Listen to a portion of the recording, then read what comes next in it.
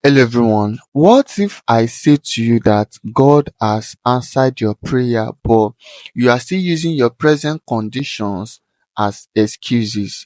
You are still dwelling in your present condition when God has already perfected your miracles already. Okay, in today's video, I'd like you to stay with me to the end because I'll be reading a Bible verse to you and we'll be seeing it from a very different angle on how God might have answered your prayer, but because you are just overwhelmed by your present conditions, you are not seeing your miracles. Do not skip this video because I'd like us to go through this Bible passage. It is a popular Bible passage, but I want us to meditate on it and I want us to go through it patiently. And I'll be reading from the book of John, chapter 5. Let us start from verse 1 and see how it goes. After this, there was a feast of the Jews, and Jesus went up to Jerusalem. Now, there in Jerusalem, by the sheep gate, a pool which is called in Hebrew Bethsaida, having 5 porches. In this lay a great multitude of sick people, blind, lame, paralyzed, waiting for the moving of the water.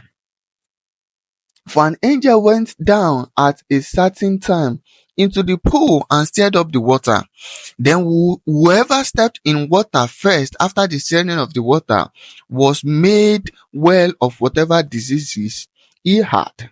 Now a certain man was there who had an infirmity for 38 years. I want you to note that he had the infirmity for 38 years. When Jesus saw him lying there and knew that he already had been in that condition a long time, he has been in that condition for a long time. He said to him, "Do you want to be made well?" Jesus already knew. God knows that you have been in that condition for a very long time. But the question now is, do you want your miracles now? Do you want to be made well? And what was the response of this man? He said, the sick man answered him, "Sir, I have no man to put me into the pool when the water is stirred up. But while I am coming, another step down before me." Jesus said to him, "Arise, take up your bed and walk." And immediately the man was made well, took up his bed and walked. And that day was the Sabbath day. Now, the point I'm trying to make in this Bible verse is already God knows that you've been in dire condition for a very long time. But when God is asking you, what do you want? You are busy telling God about your present condition instead of you telling God what you need right now.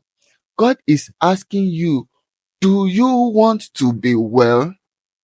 Do you want your business to grow beyond this?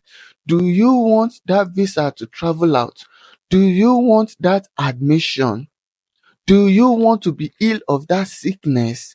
But you were busy telling God of why you do not have capital to start that business when God already knew that you should have started the business. Or when God knew that you do not have the capital to start the business, but God is telling you instead to start that business, but you are still busy giving God excuses or reasons why you have not started the business.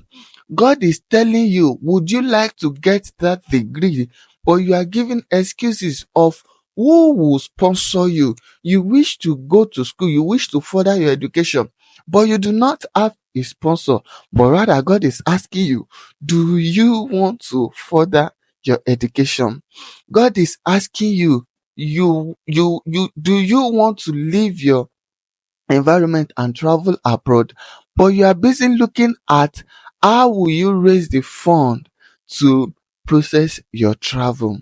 My brethren, God knows about the circumstances and the challenges that you are facing, but all he needed from you is obedience and faith.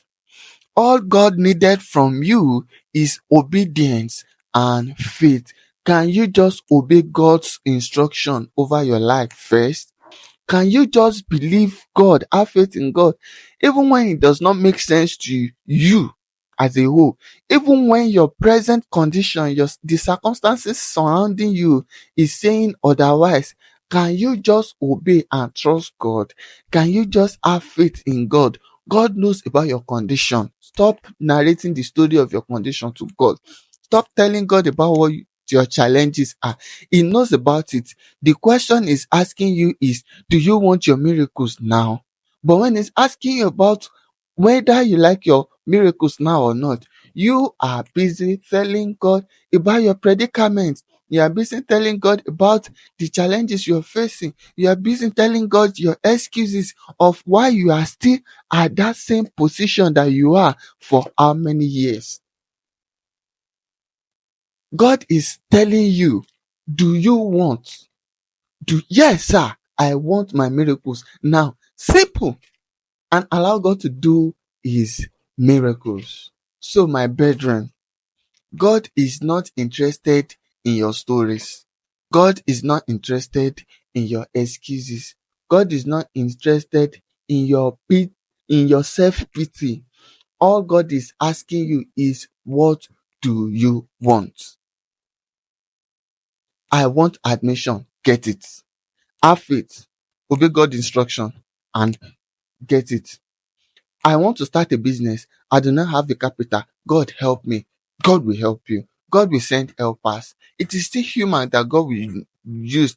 God might not use the people that you know, but God will always find his own way to perform that miracles in your life. And that is why he is God. Because where you are so focused on that helps will come from, helps will never come there. Because if helps comes from there, you will never accord the applause. You never accord the glory to God, and God does not like to share his glory. So focus on God, obey God's instruction, have faith in God, and your condition will be lifted.